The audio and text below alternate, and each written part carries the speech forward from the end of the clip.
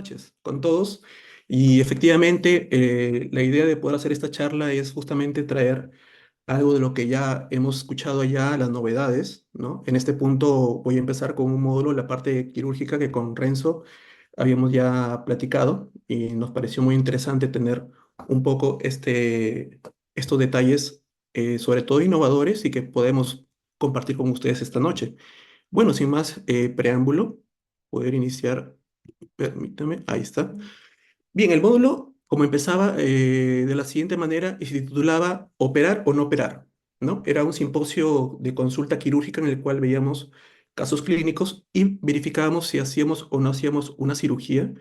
En este punto, lo que nos enfocamos fue en la maculopatía miópica, ¿sí? Y si siempre es importante hacer justamente el pelamiento de la zona foveal, ¿sí? Teniendo en cuenta las múltiples patologías que vamos a ver ahorita mismo.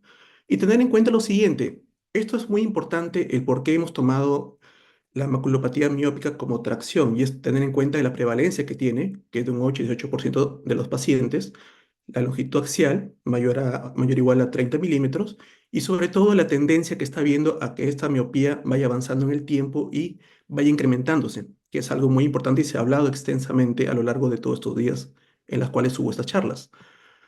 Dentro de la patogénesis se puede ver de que sí existen varias alteraciones que nos pueden venir a la consulta y de hecho muchas de ellas ustedes ya estarán pensando que es algo quirúrgico, tenemos que retirarlo, ¿no? Tracciones vitromaculares, membranas hiperretinianas, pero lo más, digamos, característico, lo más llamativo en eso es la que aparece justamente en estas maculopatías miópicas, es la rigidez de la membrana limitante interna. Es por eso que dentro de lo que se postula del pelamiento de membrana interna, tanto el beneficio que nos genera en este tipo de tracciones de la maculopatía miópica como tal, el buen funcionamiento de resultado tanto anatómico, funcional mismo, la agudeza visual, y reduce el tiempo posoperatorio y reduce las recurrencias. ¿De qué manera?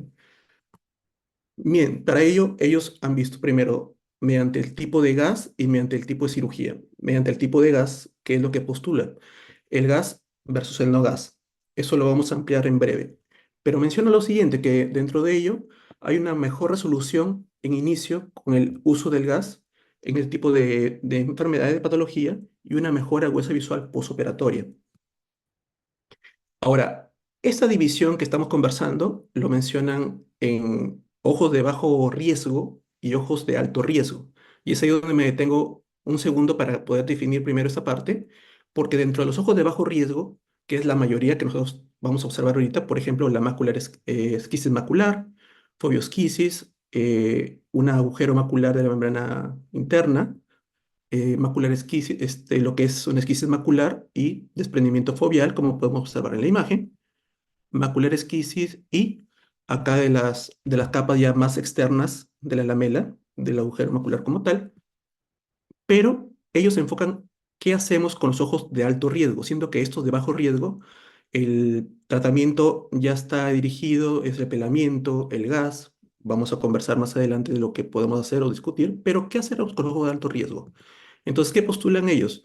Primero, hay dos factores que incrementan mucho más el riesgo de que se forme un agujero macular dentro de ello, teniendo en cuenta que el, toda la longitud axial que hemos visto, que es mayor o igual a 30 milímetros, va a hacer que esta zona sea muy delgada, sumamente delgada, y con estas capas comprometidas de las capas más, digamos, externas de la retina, pueda estar asociado a que haya un agujero macular de una manera secundaria al proceso como tal.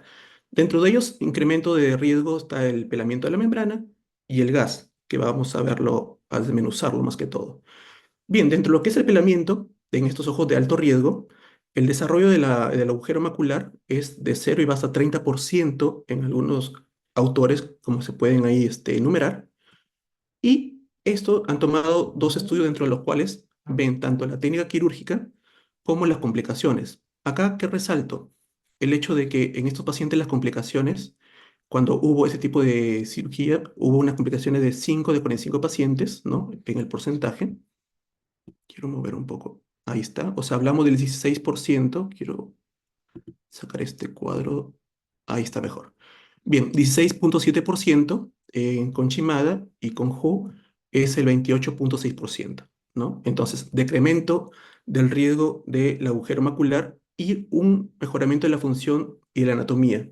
¿Por qué dicen esto? Porque dentro de este tipo de cirugía, lo que hacen es decrementar, disminuir ese porcentaje de riesgo a cero, como vemos aquí. Hacen ese tipo de pelamiento, perdón, y llegan a 0%. Pero esto qué trae como consecuencia, está trayendo también complicaciones. Y lo que mencionaba como complicaciones era la formación del agujero macular posoperado en un rango de 5 hasta casi 10%, asociado sí con un incremento significativo de la lamela externa, ¿no? En ese punto. El desarrollo de una membrana epirretiniana central. ¿Eso que trae consigo? La distorsión severa de la zona foveal y consecuentemente la parte de la deterioración visual como tal. Y por último, no menos importante, también en la contracción posoperatoria de los remanentes de la membrana limitante interna, dentro de los cuales ellos al 60% de los ojos en los 3 meses siguientes observaron de que hubo una contracción de ella, sobre todo en aquellos pacientes que hacían un pelamiento muy pequeño. Entonces, ¿qué es lo que postulan justamente en este punto? Y es la parte, creo, más importante en esta primera ponencia, es el pelamiento, pero con un flap invertido en el 100% de los pacientes. ¿Qué quiere decir? Todo paciente que tenga un riesgo aumentado de lo que es una miopía muy alta, hacer un flap invertido sobre la fobia para hacer un rol protector. Es decir, paciente que tenga o no tenga agujero macular, hacer justamente este pelamiento y hacer un flap invertido. ¿Con qué finalidad? En caso de que se forme el agujero posoperatorio, este flap invertido lo va a tapar y lo va a sellar. Eso fue estudiado, y acá lo tengo nuevamente por Lin y Feng, en las cuales tenemos una data de 66 pacientes y 101. De entre las complicaciones que mencionaba 9.6 y 17.3, esto complicaciones se reducen a cero, lo cual nos trae unos resultados bastante importantes y merecedores para tenerlos en cuenta. En este slide lo que se observa y lo que quiso mencionar la autora es que en el preoperatorio que ella hizo con gas al posoperatorio, haciendo el pelamiento y todo ello, había formado un agujero macular. Esto a pesar de que había hecho un procedimiento de flap y todo. Y es por eso que también postula de que si bien es cierto el uso de gas o aire nos ayuda mucho para hacer esa técnica y mantener el flap en su posición, muchas veces esto no está de repente tan descrito o que sienta de que es algo que debamos hacerlo el 100% de las veces, ¿no? Entonces, ¿de qué manera es que esto menciona o postula? Es por el siguiente. Si tenemos como tamponada el aceite de silicón, el cual tiene una superficie de tensión mucho más pequeña que el gas, y es esto mucho más largo, perdón, está en la cavidad vítrea, tiene la probabilidad de tener una fuerza más sostenida, o sea, la fuerza sostenida que nosotros necesitamos para que haya esa adherencia, la cual dentro del tiempo de recuperación en la maculopatía miópica menciona que incluso el aceite es mucho mayor en cuanto al aire. Y acá vemos una imagen en la cual menciona justamente cómo un paciente preoperatorio de cuentadedos con este tipo de técnica, pasando el posoperatorio inmediato y tomando una foto al mes, cómo ya esa zona se va poco a poco cerrando. Esto es con aceite de silicona, obviamente, pero ya ha llegado hasta 8 meses posoperatorio y después del retiro de silicón, como el paciente llega a 20/70, con justamente una integridad y ya una reparación de las capas, ¿no? Como podemos ver acá, también es otro paciente en el cual había hecho una cirugía similar, pero había otra posibilidad que mencionaba, el hecho de no usar un tamponade. Esa parte, si bien es cierto, es algo que de repente nosotros no lo tenemos muy en uso, pero ella postula como algo que sí va muy bien a largo plazo, digamos a los 6 meses posoperatorios, en un paciente que tuvo de cuenta dedos y cómo pasa los 4 meses a los 6 meses y cómo llega a 20/200, pero lo más importante e interesante, el hecho de que igual logra una recuperación de esas capas y logra que esto se cierre, ¿no? Entonces, esto también fue algo muy interesante a tener en cuenta. ¿Qué es lo que da como conclusiones? Que la maculopatía miópica en estos casos con pelamiento de membrana, muchas veces en casos no muy severos, pues puede no ser necesario. Sin embargo, con el pelamiento, ya sea con flap invertido o no flap invertido, va a reducir los riesgos justamente en este agujero macular. Sin embargo, hay que tener en cuenta en qué tipo de agujeros, como lo mencioné, tenemos que hacer esto. Ella menciona además, que ya lo comenté, que en el 100% de los casos hace un flap invertido y esto ayuda justamente a que si más adelante se forma el agujero macular, como vimos en unas imágenes, este agujero macular va a estar tapado por el flap y a las finales nunca se forma. Y bueno, finalmente, como no hay un consenso a base de la necesidad del tamponade, pues algo que lo dejan mucho criterio de cada uno. Había muchas opiniones de repente contrarias entre un colega y otro. De hecho, hemos encontrado colegas que hablaban del silicón muy bien, de lo que es el gas muy bien, ¿no? O el aire en este caso, pero que es muy importante tener en cuenta. Y como el tema era muy interesante en ese punto, justo el segundo, yo brevemente quiero mencionar este segundo tema que está muy relacionado al primero, pero me llamó la atención en la cual vemos cómo hay casos en los que ponen tres clasificaciones, ponen tres casos específicamente, ¿sí? En la que vemos un pseudo-hole, una membrana con una febiosquisis y una lamela, un agujero macular lamelar, en las cuales el agujero macular lamelar es donde se centran para ver dónde está el detalle y dónde podemos encontrar nosotros un punto en el cual haya un biomarcador que nos diga en qué momento operar. Y aquí es donde yo voy a avanzar un poco para mostrar el primer caso en el cual mencionaban de que es un agujero macular, ustedes lo pueden estar viendo en pantalla y decir es un caso en el cual se mantiene, ¿no? O sea, no operamos, que es lo que ellos decían, esperamos o hacemos pelamiento. Y en este caso, ¿qué hacen? Un pelamiento, perdón, esperar y ver si hacemos un pelamiento más adelante, pero como tiene 80 años, una visión bastante buena y prácticamente no se queja mucho, dejarlo ahí. En el segundo caso, sí deciden hacer un pelamiento, más que todo basado en que ya tiene una membrana hipertiniana, la cual esto puede progresar y generar este tipo de problemas. Pero, ¿dónde se centra el detalle? En estos dos primeros tenemos biomarcadores predictivos como es la asociación entre las capas elipsoidales, el ver cómo la visión va declinando y cómo después de la parte natural de la historia en un paciente que tiene digamos, un agujero lamelar, pues podemos mantenerlos estables, pero si tiene una membrana, esto puede empeorar con el tiempo. Sin embargo, cuando hacemos un peeling, no necesariamente esto puede generar una mejoría a comparación de una membrana hiperactiniana.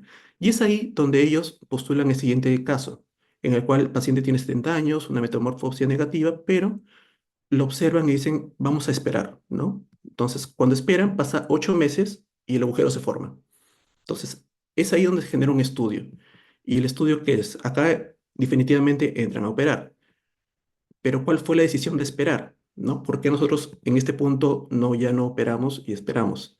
Entonces, es ahí donde postulan un caso en el cual mencionan de que los agujeros maculares de espesor completo derivados justamente de las lamelas cuando se asocian con un pobre resultado quirúrgico comparado con los casos idiopáticos, con los casos primarios. Y es ahí donde tenemos que ver qué tipo de biomarcadores puede generar esta progresión. Entonces yo creo que aquí es el punto donde quiero llegar, que es que ellos ven que en el 50% se forman estas líneas hiperreflectivas de estrés. Entonces, el caso de ellos era justamente esta zona de línea hiperreflectiva de estrés y en el caso del estudio y en la publicación mostraron esa línea de estrés. Cuando ven esa línea de estrés, ya son casos en los cuales ingresan a cirugía y previenen justamente lo que habíamos visto anteriormente.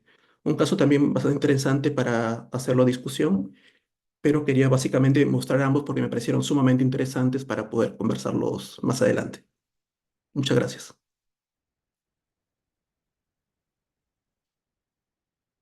Muy bien, Sergio, muy bien, muy interesante en realidad. Sergio, una pregunta. ¿Hicieron alguna precisión sobre la plataforma o el tipo de equipo que están usando para esto? ¿Se puede usar cualquier equipo? ¿Que hicieron algún comentario al respecto? Ellos sí hicieron el comentario, en este caso, el equipo que estaban usando era el equipo del Constellation de Alcon que estaban Ya. operando, ¿no? En el primer caso que mostré, o sea, el primer caso de la primera doctora, en particular mencionaron de que no hicieron, digamos, algún tipo de variación en lo que tuvieran en sus parámetros como tal, pero el equipo, como siempre mencionaban, era el de Alcon, ¿no? De acuerdo. ¿Alguna precisión sobre el calibre para trabajar esto?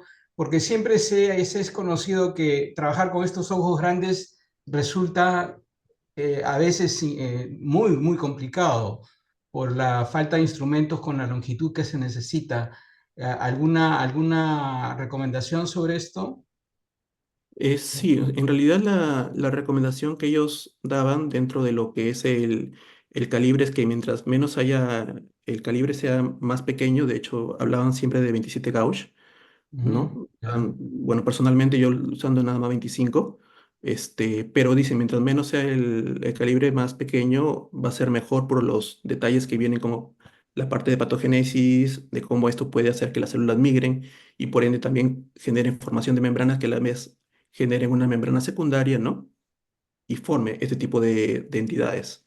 Pero no han ahondado mucho, te soy sincero, en ese tema, digamos, en ¿no? ese punto. Ya, Sí, más se han abocado a los casos clínicos y cómo desarrollaban y cómo llegaban a estos tips, ¿no? Que he traído. de acuerdo. Y en cuanto a las alternativas para el flap invertido, usar membrana amniótica o usar cualquier otra técnica, pero que busque el mismo objetivo. Sí, hablaron sobre el plasma rico en plaquetas, de hecho, en el cual Ya, se está usando bastante y están teniendo muy buenos resultados también. De de hecho, acuerdo. un poco en ese sentido, el tener ese tipo de tratamiento, no tanto en lo que es membrana amniótica, sinceramente, he visto sí casos, pero no tenían unos resultados muy prometedores si comparamos con el plasma rico en plaquetas, en ese sentido, ¿no?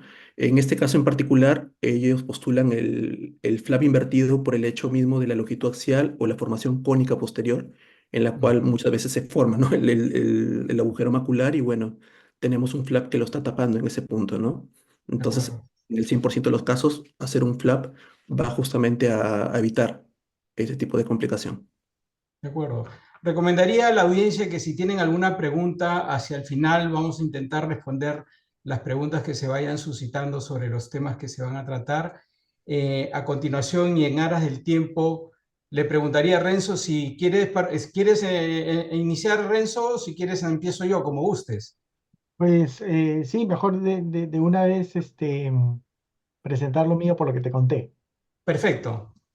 Adelante entonces. Deja de Listo. compartir, Sergio, y Sí, arranca ahí Renzo. voy, ahí voy. Ajá, A ver, ¿se me escucha bien? perfecto. Vamos a compartir la pantalla.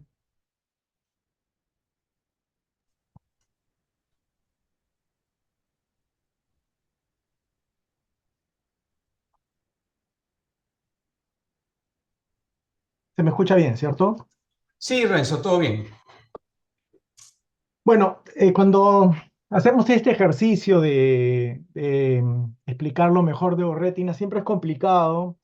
Orretina es una actividad científica tan grande que queda corto el tiempo que tenemos para contarles todas las cosas interesantes que vimos.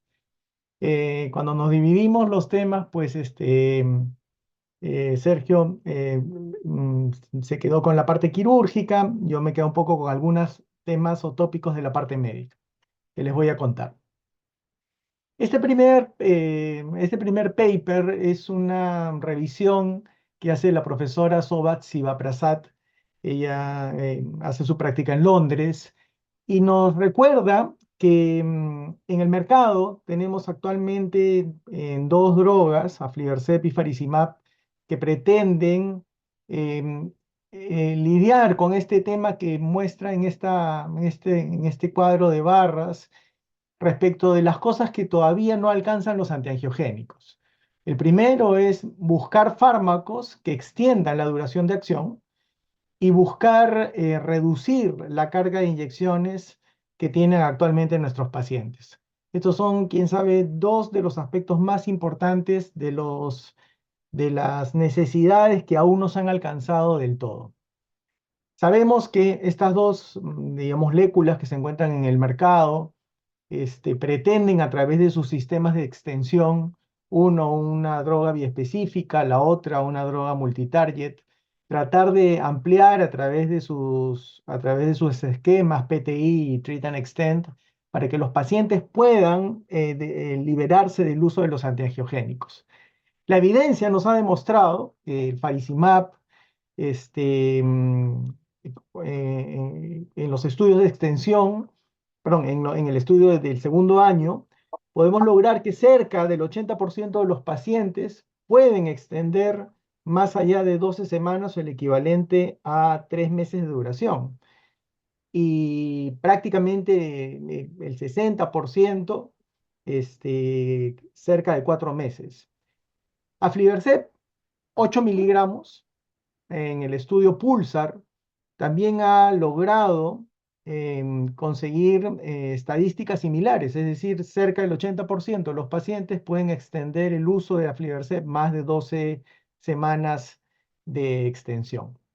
Entonces, esta doctora lo que hizo fue presentar su primera experiencia con faricimab en una experiencia real world, pacientes que eran muy difíciles porque venían de tener un promedio de 33 inyecciones colocadas, con un número de inyecciones en los últimos 12 meses de cerca de 10 inyecciones de antiangiogénico, y en los últimos y los intervalos de las últimas 3 inyecciones que no pasaba de 4 semanas. O sea, eran pacientes que eran muy demandantes de antiangiogénico y que sus condiciones médicas exigían ese régimen o ese ritmo. Y cuando ella migra a faricimab en su estudio real world, lo que sucede es que después de haber aplicado las dosis de carga, la necesidad el antiangiogénico pasa a ser 7 semanas en promedio, lo que representa una diferencia significativa en la carga de los pacientes. Entonces ella concluye que hay evidencia suficiente y robusta para estos agentes que tienen durabilidad. Lamentablemente todavía no hay estudios que comparen faricimab y aflibercept en las mismas condiciones, y estamos esperando pues la experiencia real world cuando ya tengamos aflibercept 8 miligramos. También tener en cuenta que hay un grupo de pacientes que tienen una carga de tratamiento muy alta, y que ese grupo de pacientes específicamente todavía no los hemos monitoreado de manera adecuada. Otra cosa interesante que vimos en Neuretina es el update de la terapia génica para la degeneración macular. Nosotros, cuando pensamos en degeneración macular, siempre estamos pensando en antiangiogénicos porque es lo que está comercialmente disponible. Hay unos estudios que están en fase 1 y 2 y fase 3, que son el estudio Prisma, el estudio Luna, el estudio Atmosphere y el estudio Aviate, todos buscando utilizar terapia génica ya no para enfermedades hereditarias, sino para degeneración macular relacionada a la edad. Vamos a hablar un poco del estudio Prisma. El estudio Prisma tiene esta molécula que se llama el 4D150.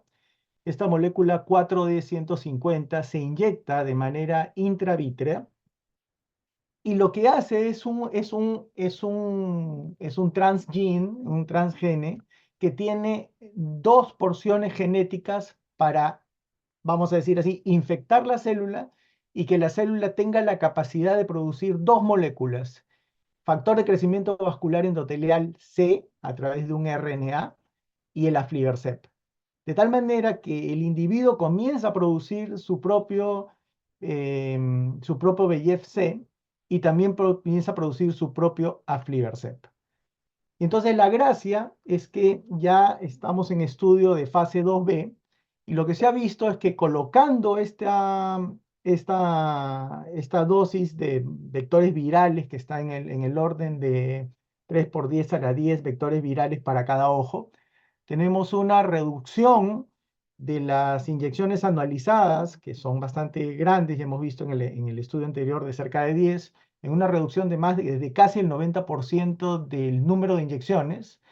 Colocando esta droga, las inyecciones suplementarias de antiangiogénico se redujeron de 0 a 1 en más del 80% de los casos, y 70% de los casos después del tratamiento con esta droga quedaron libres de inyecciones adicionales. Y además, los temas de seguridad, que hasta ahora en fase 2 no se ha demostrado que sean riesgosos para la salud sistémica u ocular del paciente. También las terapias las estrategias de terapia para degeneración macular relacionada a la edad con sistemas de delivery. Nosotros sabemos que se aprobó a través del estudio LADER y a través del estudio ARCWAY el uso del PDS, que era este dispositivo para inyectar ranibizumab aprobado el 2021 y que fue relanzado el 2024, con una dosis más o menos de 100 miligramos de ranibizumab. Pues ahora se está buscando el uso de nuevas drogas que utilicen estos sistemas de port delivery. El primero de ellos es el Cifi-Vancimig.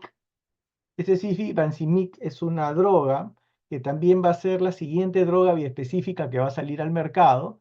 También va a inhibir angiopoyetina 2 y también va a tener es una fracción AB que va a inhibir factor de crecimiento vascular endotelial y que pretende inyectarse de la misma manera que se inyectaba el ranibizumab de 100 miligramos a través de su PDS o su Port Delivery System.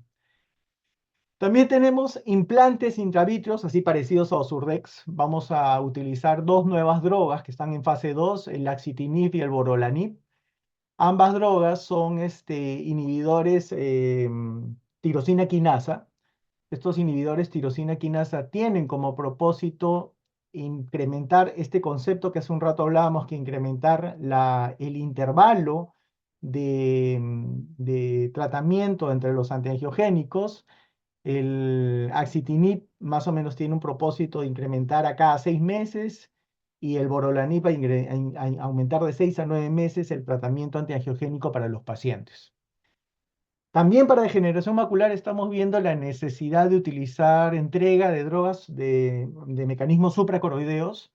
Existen dos mecanismos. Actualmente uno, colocar el CLS-AX, que es lo mismo, el axitinib, y el ABBBRGX314, que es el uso de virus adenoasociados para contaminar nuevamente las células y la producción de aflibercept, ambas por colocación supracoroidea. Entonces, la gracia de estos medicamentos es que al colocarlos por vía supracoroidea, llegan de manera más sencilla o más rápida al target, que es la retina, y quedan bastante alejados de la cavidad vítrea y del segmento anterior. Este estudio de la colocación del axitinib en el espacio supracoroideo está en fase 2 a través del estudio Odyssey, y la colocación de estos virus adenosociados que tienen una molécula que pretende infectar la célula para que la célula produzca su propio aflibercept, también está ya en estudio, en fase 2, a través del estudio Aviate, y ya vienen próximamente, bueno, también, no solamente a través del espacio supracoroideo, sino también se están colocando estos virus adenosociados en el espacio subretiniano, y pronto se va a hacer los estudios de fase 3, que son el estudio Atmosphere y el estudio Ascent, para poderlos comparar tanto el Atmosphere con ranibizumab y el Ascent con aflibercept, para tratar de hacer un estudio de no inferioridad, como suele hacerse para tratar de la aprobación del fármaco en cuestión. Esto un poco en el tema de terapia génica. También me gustó mucho la parte de los nuevos conceptos, que cada vez se hablan más. El BALAT, por ejemplo, que es ya un concepto que viene mencionándose desde los años, creo, 2019, 2020. Lo vemos cada vez más en algunas patologías, especialmente en vodka y arada.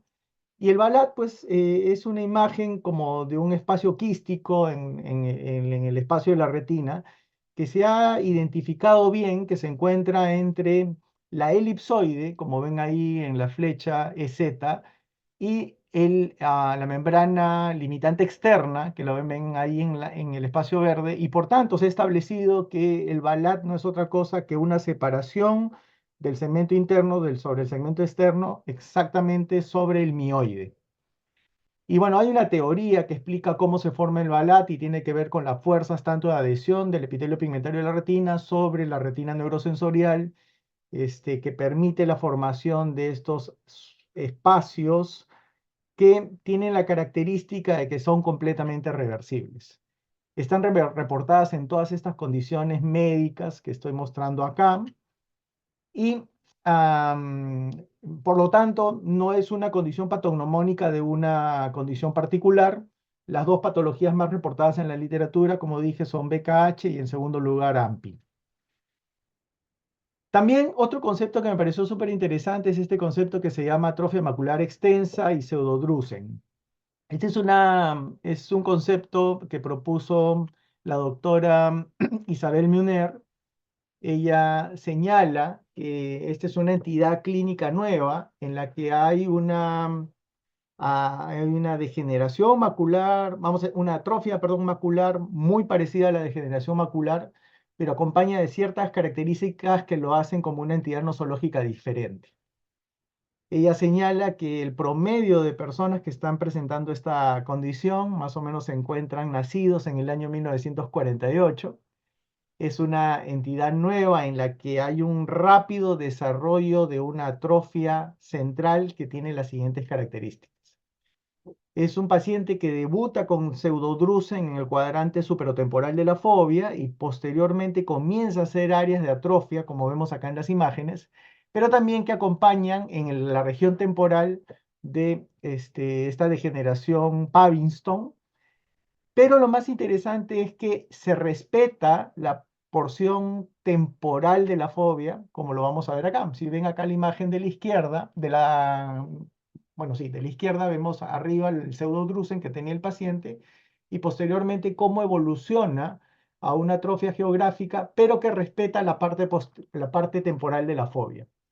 Además, esta condición se caracteriza por un defecto escotópico, por lo tanto, se asume que el paciente pierde función visual escotópica campimétrica, cosa que no tiene degeneración macular relacionada a la edad. Y ahí en las imágenes de autofluorescencia vemos cómo se respeta la porción temporal a la mácula. Acá también otra imagen para que se vea el respeto de la porción temporal a la máquina. Incluso cuando la enfermedad compromete la mácula, se sigue respetando la porción temporal de la mácula. Y eso es el diagnóstico diferencial con otras entidades, como por ejemplo LORT, donde hay una atrofia de toda la retina neurosensorial. Se considera que los factores de riesgo de esta condición es mujeres, más frecuente en mujeres que en hombres, no hay asociación con enfermedades sistémicas y comienza en edades muy tempranas a partir de los 55 años. Otro concepto interesante son los complejos anómalos vasculares perifoviales llamados PVAC. Los PVAC fueron reportados por primera vez por Kerkes en el 2011 y si ven ahí en la imagen hay una imagen roja como un aneurisma que tiene como característica algunas exudaciones y algunas hemorragias. Cuando tú lo ves en el angio-CT, ves como una imagen de alta reflectividad que correspondería a una zona de alto flujo, que podría corresponder como una especie de macroneurisma, por decirlo así, y que en el corte modo B del OCT vemos como una cavidad con una pared bastante hiperreflectiva. Y cuando lo vemos, por ejemplo, pueden ver acá en la imagen de OCT, se ve como una redondelita que tiene como una pared, que es como un complejo neovascular, pero que no exuda, por lo menos en sus momentos más tempranos. Y se cree que después de algún tiempo tiene una fase que se convierte ya en exudativa, como lo ven ahí en la imagen de tomografía de la mano izquierda. Es decir, estos PVAC o estos complejos vasculares, am, estos complejos anómalos vasculares exudativos parafobiales, es cuestión de tiempo para que comiencen a exudar. Una de las características de estos complejos es que son malos respondedores antiangiogénicos y se parecen mucho a otro término que han acuñado el grupo de Nueva York que se llama DRAMA, que es el Deep Retinal Age Related Microvascular Alteration, que son las alteraciones microvasculares relacionadas a la edad retinianas profundas, que se parecen mucho a estos PVAC, que son igual lesiones como macroaneurismáticas que presentan algunos pacientes muy parecido a lo que podría ser estas degeneraciones maculares aneurismáticas tipo 1, pero en el espesor de la retina. También están muy parecidos a otra forma de expresión que ahora se utiliza, que se ha visto que tenemos degeneración macular no neovascular exudativa, que es la presencia de una atrofia geográfica que acompaña con presencia de líquido en el espacio intrarretiniano, pero no por un complejo neovascular. De hecho, el mismo Giuseppe Kerkes ha establecido otro concepto que se llama la neovascularización retiniana asociada a atrofia geográfica o el concepto de gain. Otro concepto también interesante era la coroidopatía melanótica multiforme estelar.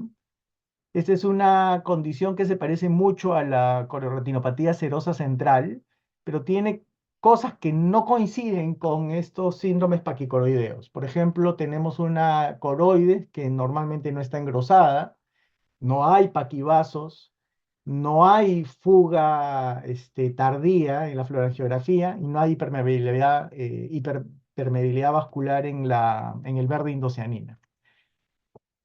Vemos como unas lesiones que se parecen a un cuadro de central serosa, pero tienen ciertas características especiales porque tienen como unas prolongaciones, como unos dedos amarillos que se alejan de la lesión y que cuando los vemos en la imagen del NIAR infrarrojo, vemos que se ven como lesiones hiperreflectivas en las capas externas de la retina, que se ven igual en las imágenes en FACE o en OCT plano C profundo, pero cuando los vemos en el verde indocianina, como ven ahí en la imagen O, se ve como una imagen hiporreflectiva. Y de hecho, cuando lo vamos a ver en coroides, en el corte de OCT EDI o profundo, vemos que se ven como unas imágenes condensadas, donde a diferencia de central serosa, donde hay paquivasos, pues acá no hay, más bien es como una consolidación. Y acá otro ejemplo para que vean cómo se ve la imagen. Si ven allí superior a la derecha, es una imagen que nos hace recordar a lo que es una central serosa, pero cuando vemos en las imágenes multimodales, tanto en verde indocianina como en angio-CT, vemos que es una imagen que tiene forma como de dedos, como, no sé, como estelar, y la condensación esta que no tiene paquivasos en la coroides del paciente. Inicialmente se denominó maculopatía serosa asociada a una coroidopatía inespecífica y ahora se denomina coroidopatía melanótica multiforme estelar. Eso es un estudio que está empujando el doctor Bailey Freund y es a él a quien se le atribuye cómo se ha acuñado este nuevo término que se va a usar en retina. De misma manera, el uso de otro término que se va a llamar el blip, o se llama el blip. ¿Y qué cosa es el blip? Es una lesión blanca que se asocia a esto que vemos acá, que es la hipertrofia congénita del epitelio pigmentario de la retina, el Charpy.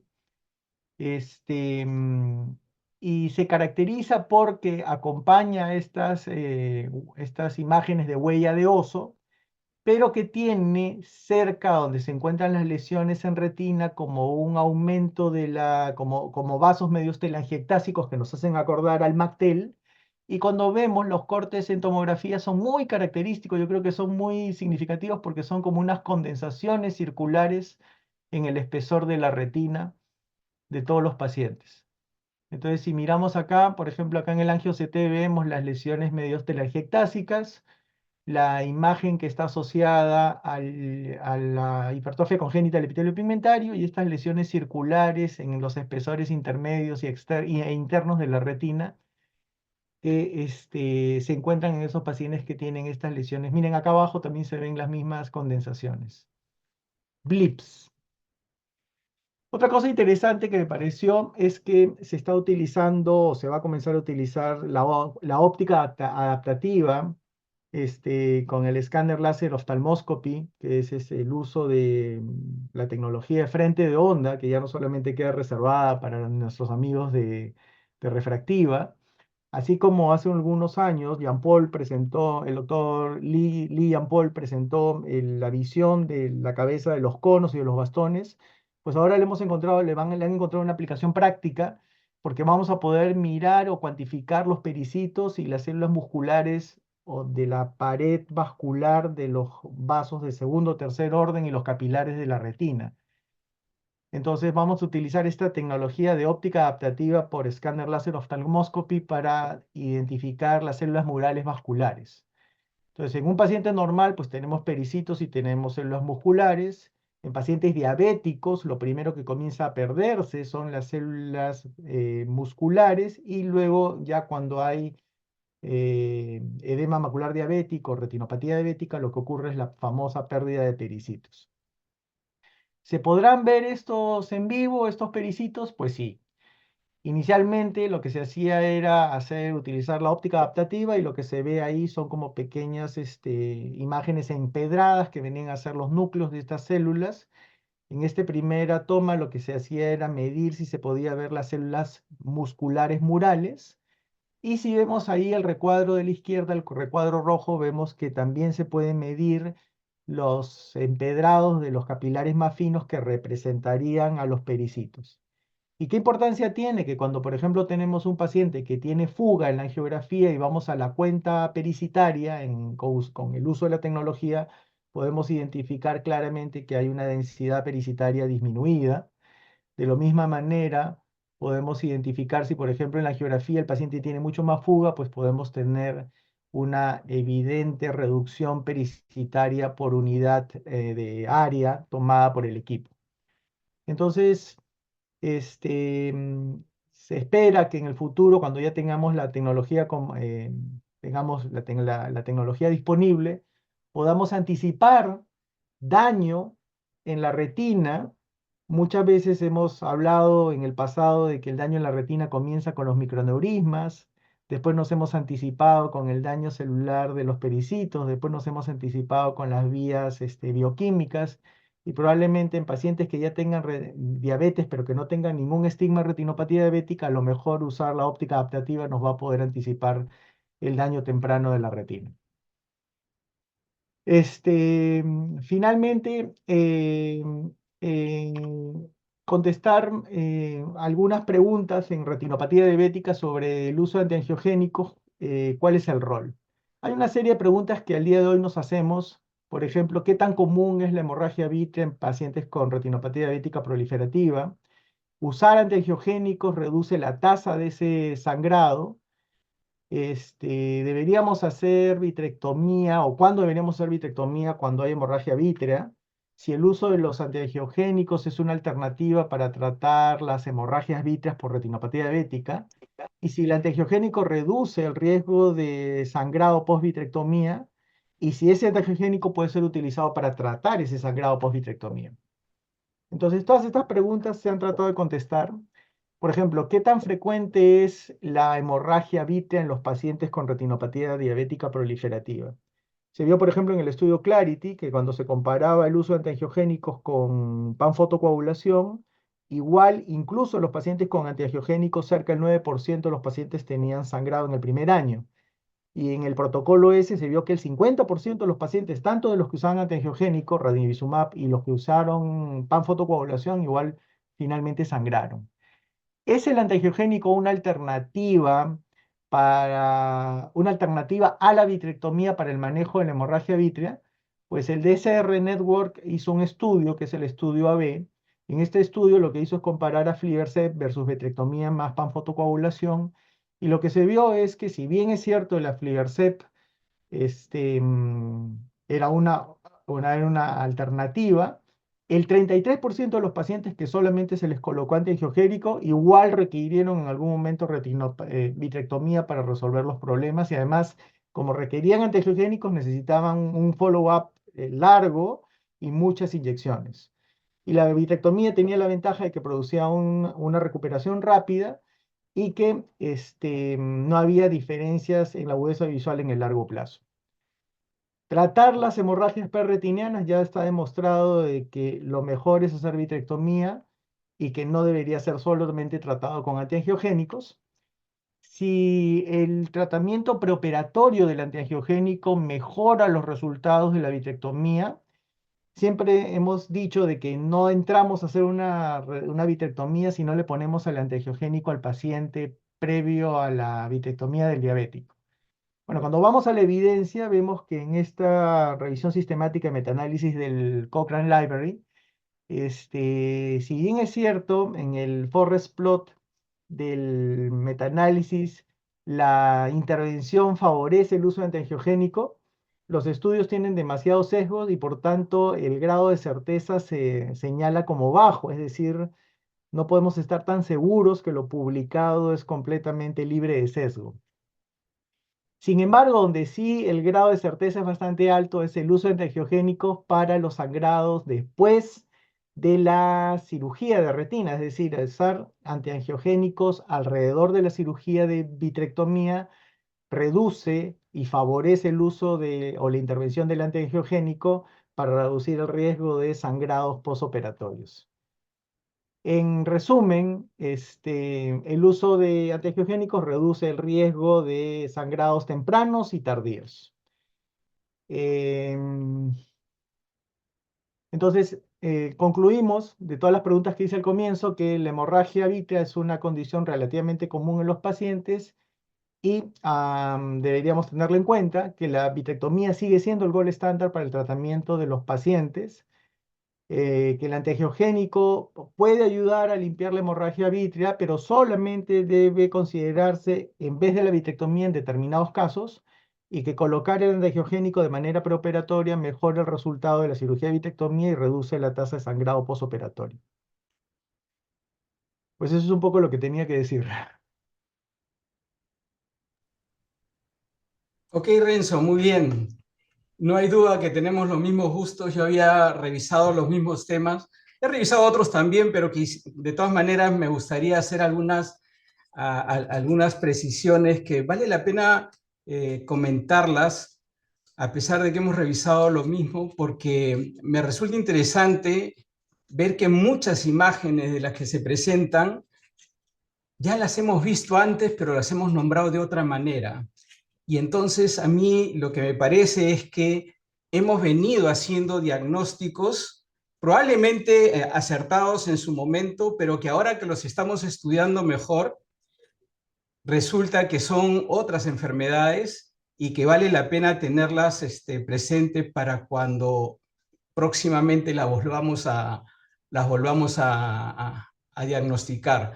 Yo voy utilizando mi presentación justamente, quiero hacer las precisiones que les cuento. A ver, yo quería comentarles primero que nada que el portal que ahora está usando Euretina para el depósito de todas sus presentaciones ha mejorado muchísimo. Yo vengo inscribiéndome en Euretina todos los años, algunas veces he estado de manera presencial, otras solamente virtual. Con lo de la pandemia se estableció mucho lo de virtual, y este año han habido las dos modalidades. A mí se me frustró el viaje por razones personales, pero me pude inscribir. Y aquí la novedad que les tengo, dicho sea de paso, es que por razones que desconozco, este año el Perú perteneció a un grupo de países que los organizadores privilegiaron con inscripciones gratuitas, tanto en la modalidad presencial como en la modalidad virtual. Y el hecho es que, personalmente, yo cuando iba a hacer mi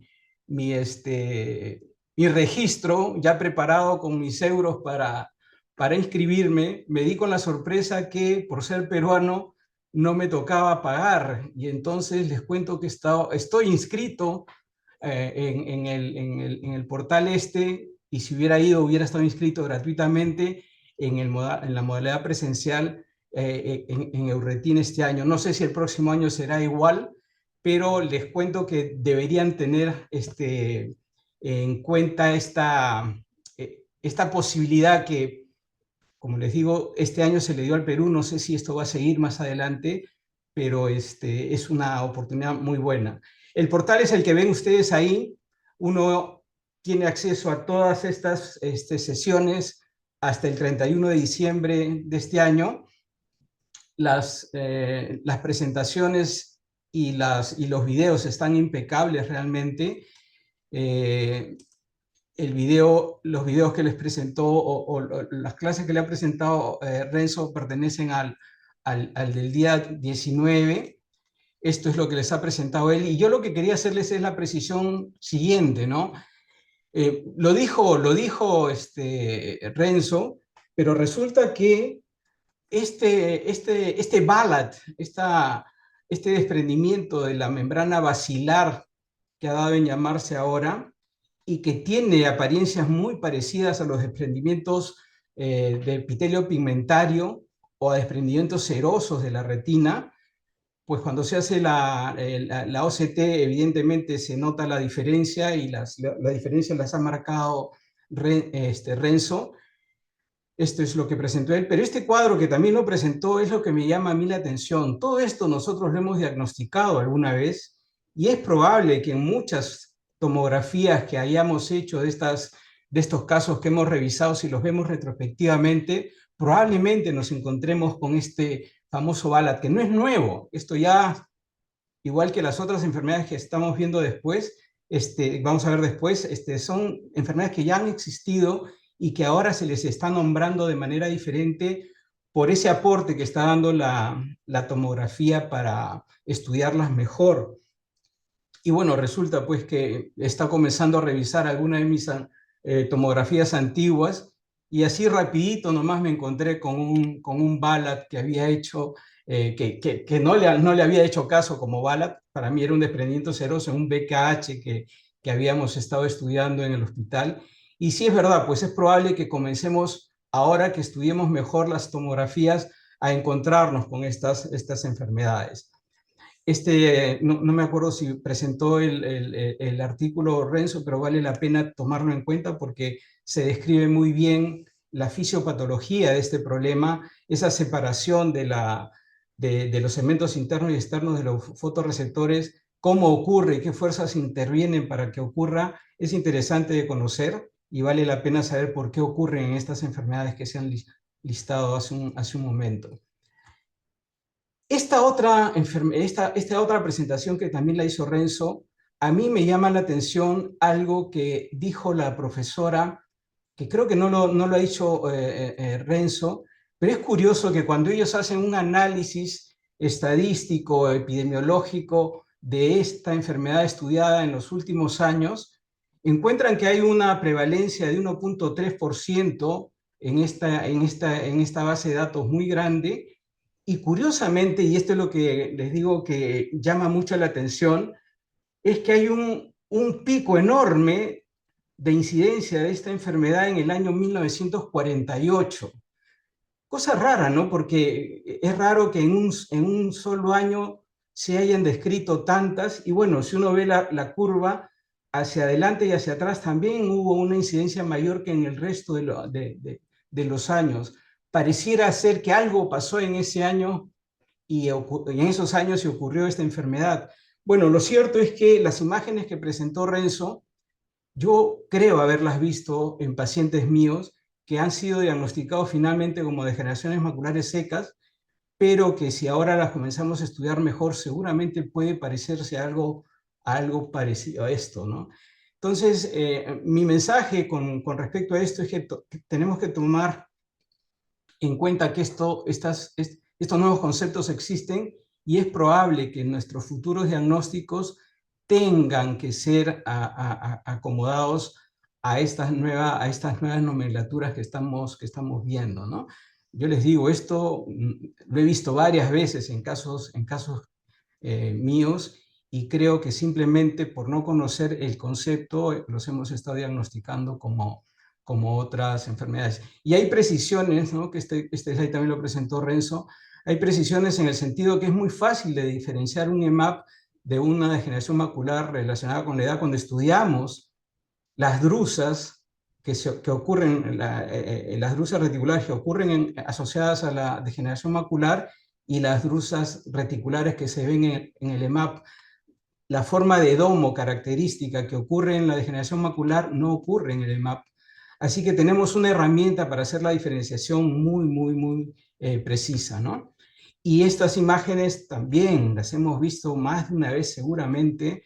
Creo que tenemos varios colegas en el auditorio que probablemente se hayan cruzado con estas imágenes y ahora que las revisemos nuevamente podrían coincidir con lo que estamos viendo, ¿no? Sobre PIVAC, me gustó mucho la discusión que hubo sobre esta presentación, porque en un primer momento, una de las primeras preguntas que se le hicieron al presentador es ¿qué diferencia hay entre MACTEL 1 y esto, ¿no? Y bueno, él dijo que en realidad al principio, cuando todavía no hay mucha exudación, cuando recién empieza la enfermedad o se diagnostica tempranamente, no hay forma de diferenciarla, pero conforme avanza la enfermedad, las características que van adoptando las imágenes aneurismáticas rodeadas de este margen hiperreflectivo comenzaba a hacer la diferencia y que, bueno, la parte exudativa que es predominante en esta enfermedad a veces no ocurre en MacTel y viceversa. También hay, lo dijo Renzo, hay momentos en que esta enfermedad no tiene exudación y es en ese momento en que se parece mucho a MacTel 1. Ahora, también estoy seguro que muchos MacTel que se han diagnosticado antes de este concepto han sido PIVAX, no me cabe la menor duda. Así que tendremos ahora que poner más cuidado a la hora de hacer los diagnósticos, ¿no? Esto no me acuerdo si lo mencionó Renzo, pero es bueno que lo sepa. Ustedes saben, en el grupo lo conocemos, cualquier cosa que exude o parezcan neovasos en la retina, la tentación directa es ponerle antiangiogénicos. Y resulta que PIVAC no responde a antiangiogénicos. Tómenlo en cuenta, porque entonces es necesario hacer una precisión diagnóstica, y así como no funciona tampoco en MacTel, bueno, en este PIVAC tampoco funcionan los antiangiogénicos. Eso deben recordarlo. Y bueno, esto también me resultó muy interesante porque estos vienen a ser algo así como diagnósticos diferenciales del PIVAC, ¿no? El tener, por ejemplo, una degeneración macular exudativa sin neovasos es algo muy extraño. Lo contrario también, una atrofia geográfica no neovascular exudativa es otro concepto que resulta extraño, ¿no? Cuando uno ve una atrofia geográfica ya no espera ver exudación y sin embargo pueden diagnosticarse en algún momento de la enfermedad de estos pacientes estas hiperautofluorescencias o hiperfluorescencias que denotan que hay algún tipo de actividad inflamatoria o vascular en estos pacientes, ¿no? Y bueno, este concepto que también lo mencionó Renzo vale la pena estudiarlo más adelante. Con respecto a esta enfermedad, aquí el mensaje que yo rescato de esto es, esto ocurre en gente muy joven. Uno de los pacientes que presenta este doctor es un paciente de 7 años. O sea, esta enfermedad se puede diagnosticar muy tempranamente, ¿no?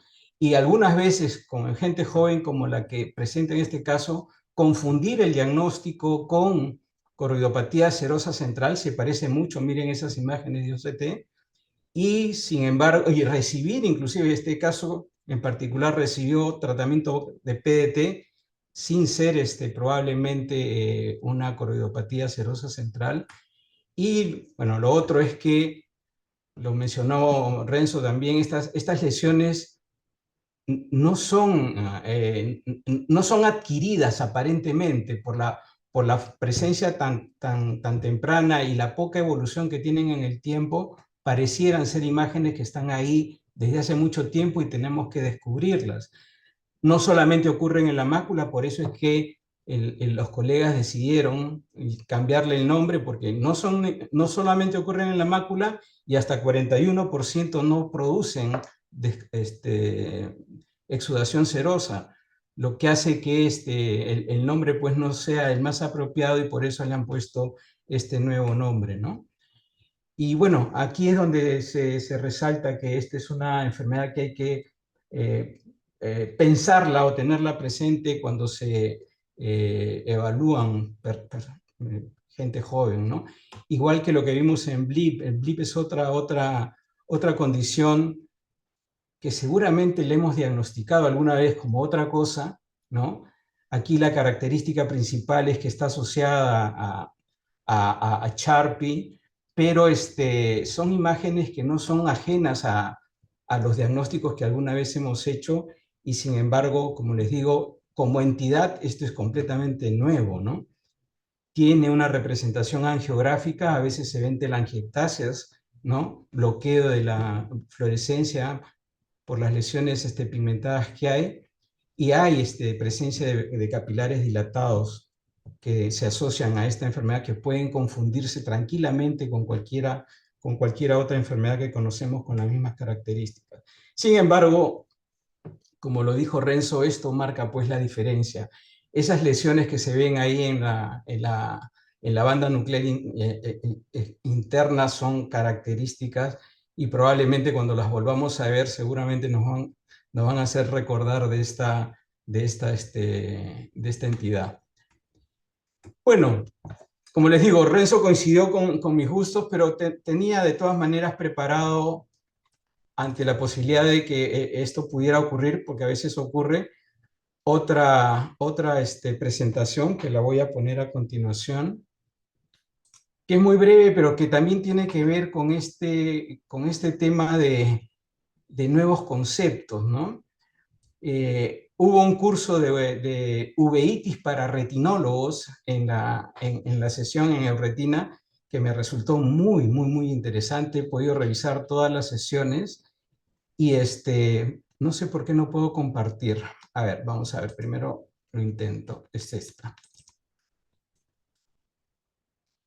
Es esta. Esta es una de las sesiones que hubo en el curso de uveitis para retinólogos. Acuérdense que Euretina es una reunión de retinólogos, pero este curso de uveitis fue realmente espectacular.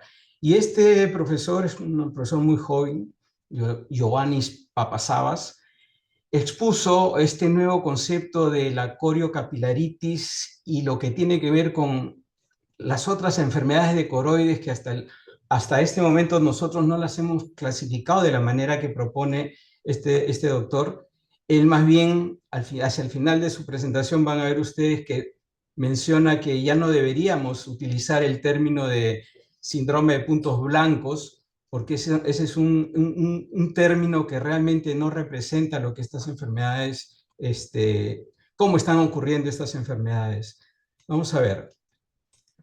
Con respecto a este concepto de coriocapilaritis, donde se deberían estar incluyendo el MUTS, el AMPI, la coroiditis multifocal y la coroiditis serpiginosa, aquí el concepto es el siguiente, fíjense. Cuando hablamos de coriocapilaritis, tenemos que revisar la anatomía de la coroides, y en la coroides ocurre un ordenamiento que siempre ha existido. Hay grandes vasos, luego tenemos la zona de los vasos que pertenecen a la capa de Haller, donde hay vasos coroideos que ya se anastomosan entre sí, ¿no? Y de los cuales parten vasos que van a nutrir lóbulos en donde se forman estos capilares pequeños que forman parte de la coriocapilaris. La coriocapilaris está ordenada en lóbulos y estos lóbulos son las unidades funcionales que están relacionadas con el epitelio pigmentario y que se encargan de todas las funciones que tiene este complejo de coriocapilaris y epitelio pigmentario. Pues bien, estas enfermedades a las que nos vamos a referir ahora afectan esta zona de la coroides y por eso se le ha dado a llamar solamente coriocapilaritis. Y todas estas enfermedades específicamente producen su daño a este nivel, ¿no? En este esquema más bien nos permite ver otra vez mirando la anatomía de la vasculatura de la coroides, cómo cuando tenemos compromiso de vasos gruesos, ahí vamos a tener a enfermedades que toman estos vasos. El AMPI, el MUTS, toma los vasos capilares más pequeños, ¿no? Y la coroiditis epiginosa está también dentro de este grupo como la forma más grave, ¿no? Conforme en el espectro de severidad, todas estas enfermedades que toman esta zona de la coroides, la más benigna de todas es el MUTS, la más severa de todas es la coroiditis epiginosa. Y en el medio estarían el AMPI y la coroiditis multifocal.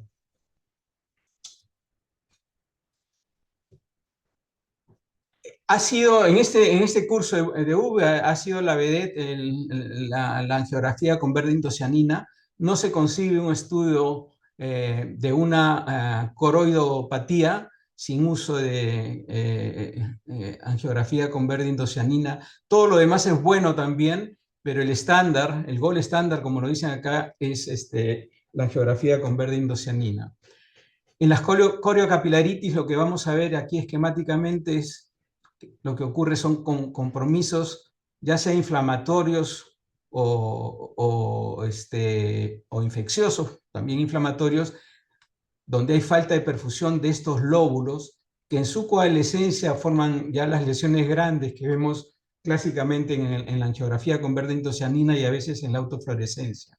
Ahora, no se trata de una hiperautofluorescencia solamente por aumento de los fluoróforos, sino también porque la falta de células, en este caso de fotorreceptores, su ausencia por la enfermedad que está ocurriendo, permite una apreciación de de la fluorescencia del epitelio pigmentario que ya no tiene esta barrera que constituyen los fotorreceptores, ¿no?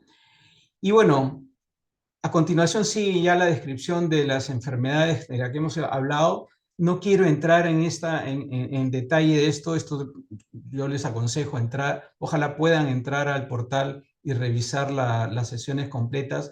La información que hay es muy útil y valdría la pena comenzar a emplear esta nueva nomenclatura que hacia el final de la presentación voy a correr por eso porque estamos con el tiempo justo. La idea de este profesor es que algunas de las enfermedades incluidas como pertenecientes al síndrome de puntos blancos, ya no deberíamos llamarlas así por la ausencia de algunos componentes de la enfermedad. Déjenme ver si tengo acá la diapositiva. Aquí está. Es realmente un nombre desafortunado porque la razón es porque incluye este concepto de puntos blancos, incluye patologías heterogéneas de diferente mecanismo patogénico, de diferente fisiopatología, están basadas solamente en observación y actualmente con imágenes podemos hacer un diagnóstico más preciso. Ya hay un artículo, alguna vez lo hemos escuchado, esto fue publicado en el 2021, donde ya este concepto de síndrome de puntos blancos estaba entrando en controversia o en desuso por esta situación. La idea es que ahora la nueva clasificación basada en el concepto de coriocapilaritis y lo que viene después, coroiditis estromal o daño directo de los fotorreceptores, estarían incluyendo en una clasificación a las enfermedades que conocemos, pero de esta manera, ¿no? Dentro de las coriocapilaritis, al AMPI, al NEWS, a la coroiditis multifocal y a la coroiditis serpiginosa. El ASOR sería un daño primario de fotorreceptores. Las coroiditis estromales, esta clase fue muy buena también, donde incluyen el BKH y el Birdshot. Y dentro de las infecciones directas de coroides está el DUS. Probablemente el futuro de la clasificación de las coroidopatías esté enmarcada en este tipo de clasificación y el concepto de puntos blancos desaparecería, ¿no? Creo que eso es todo lo que les tenía yo que contar. No sé si ha quedado alguna pregunta. De repente podríamos conversar al respecto en los minutos que nos quedan. Voy a dejar de compartir.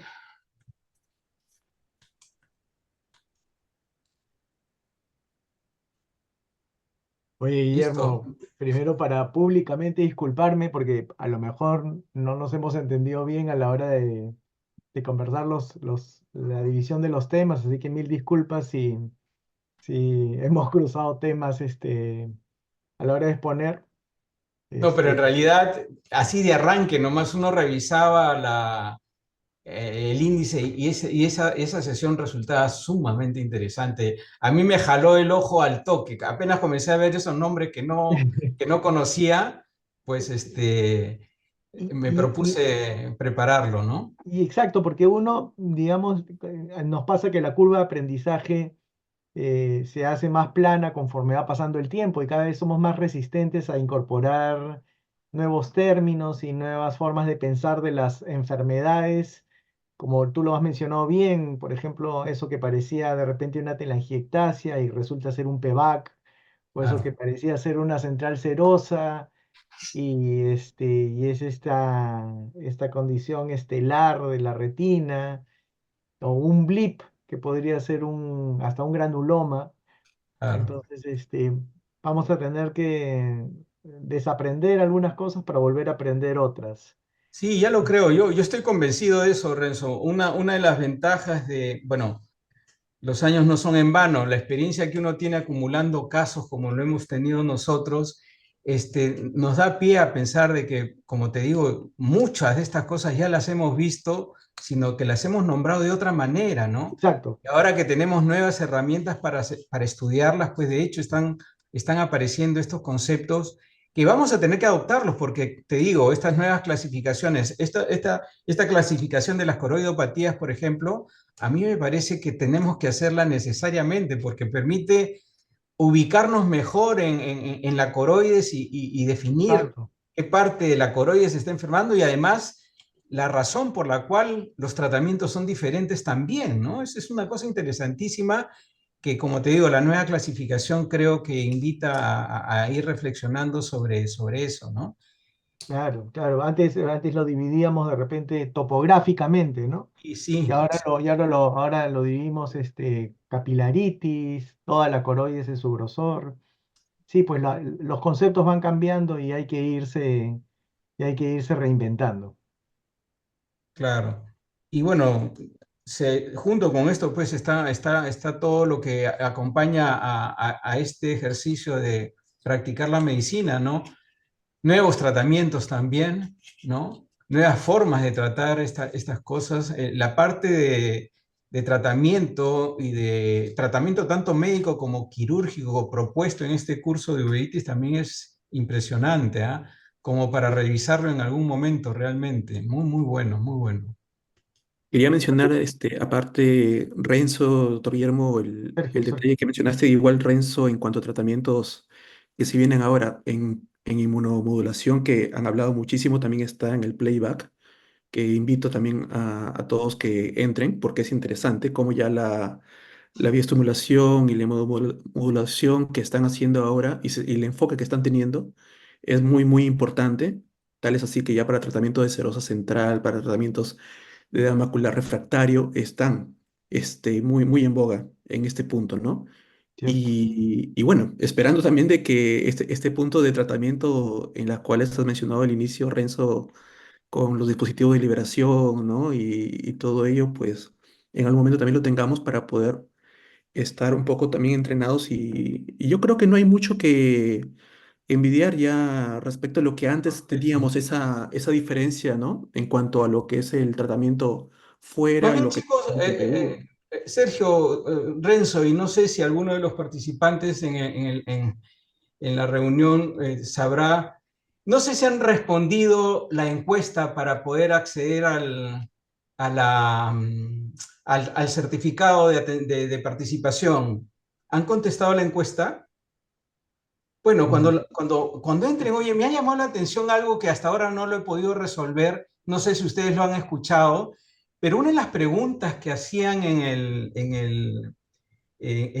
la encuesta esta, antes de que te den tu certificado, era si estábamos de acuerdo, si estaba de acuerdo con que el uso de gases pesados en cirugía de retina va a tener un impacto en el medio ambiente. ¿Han escuchado algo de eso? Lo he revisado, lo he buscado porque intenté revisarlo, pero lo he buscado y no lo he encontrado. ¿Saben algo de esto? no. La encuesta la van a encontrar ustedes bien, bien sesgada hacia la protección del medio ambiente. Hablan de los productos descartables, del uso de estos gases pesados, porque se refieren a gases pesados, que créanme que no supe qué responder, porque no lo sé. Y rápidamente lo googleé, no lo encontré tampoco. Entonces, yo no sé si ustedes han sabido algo durante el Congreso, ¿se ha hablado algo de esto? Mm. Porque mira, es una pregunta como de evaluación, ¿no? Para ver si estuviste, no sé, pero es una encuesta muy interesante, pero te digo, bien sesgada a este concepto del el mantenimiento del medio ambiente, ¿no? Y donde parece que nos están echando la culpa que por usar gases pesados estamos malogrando, no sé si la capa de ozono o alguna otra parte de la atmósfera o... ¿Ah? Pues, No, no, pues no. revísenlo, hagan la Claro, encuesta, vamos a es muy ver. interesante. Y, y no sé, en algún momento tendríamos que conversar sobre esto. No sé si alguien en la sala ya lo sabe, pero me llamó poderosamente la atención que en una encuesta me pregunten eso, ¿no? Y bueno, no supe qué responder tampoco.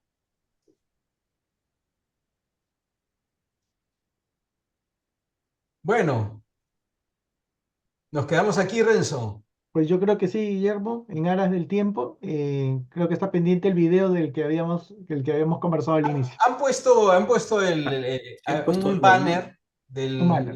Patricia. Bueno, Sí, creo que estamos cumpliendo con eso. Listo, listo, Guillermo. sí. No sé si hay alguna pregunta de, de los colegas que están conectados. Parece que no. Creo que no. En todo caso, No. bueno, gracias, Guillermo. Gracias, Sergio, por acompañarnos aquí en la sesión de retina. Tuvimos unas dificultades técnicas en la sesión del mes anterior, así que le pedimos mil disculpas también a los colegas que no la realizamos, pero nos vamos a poner al día en diciembre. Listo. Hasta la próxima charla en el cuarto jueves de este mes. Ok, un Listo. abrazo. Muchas gracias. Un abrazo. Bye.